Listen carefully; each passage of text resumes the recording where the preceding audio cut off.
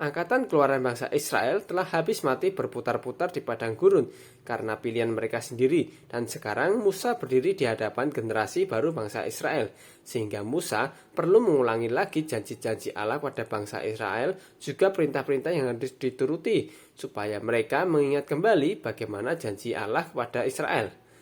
Kitab Ulangan penuh dengan khotbah Musa yang bisa kita kelompokkan menjadi 3 bagian. Bagian pertama, Musa kembali mengingatkan bangsa Israel, riwayat bangsa Israel selama di padang gurun, dan bagaimana kemurahan dan penyertaan Allah menyertai mereka. Lalu, Musa mulai menasihati generasi baru supaya mereka mendengarkan perintah Tuhan, bukan hanya mendengar saja, tapi juga menuntut respon ketaatan bangsa Israel, yang sering disebut Shema.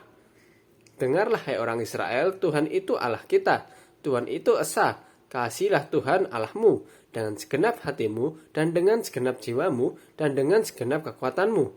Ayat ini mendahului segala hukum yang diberikan Musa setelahnya, menunjukkan Tuhan ingin umatnya mengutamakan kasih, dan kasih itu dibuktikan dengan ketaatan dalam melakukan setiap hukum yang diberikan. Lalu di bagian kedua kitab ini, kita akan melihat kembali bagaimana Musa membacakan 10 perintah Allah kepada generasi baru bangsa Israel. Juga hukum-hukum yang sebelumnya telah kita baca di kitab Imamat ataupun Keluaran, seperti tentang binatang haram, peribadatan, hari raya, ataupun tentang kehidupan sosial sehari-hari.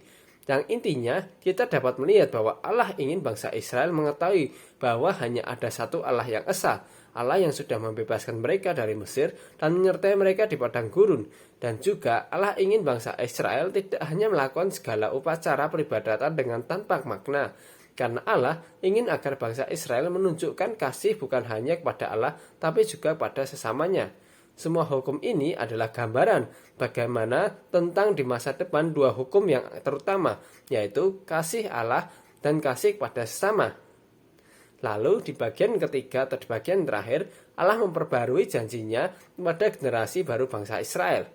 Musa mengingatkan kembali dengan serius tentang berkat dan juga kutuk, taat atau ketidaktaatan.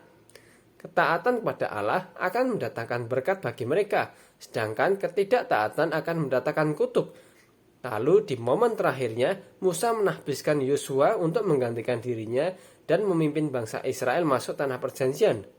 Musa memberkati kedua belah suku Israel, lalu dia naik ke Gunung Nebo untuk melihat tanah perjanjian dari jauh yang tidak dapat dia masuki.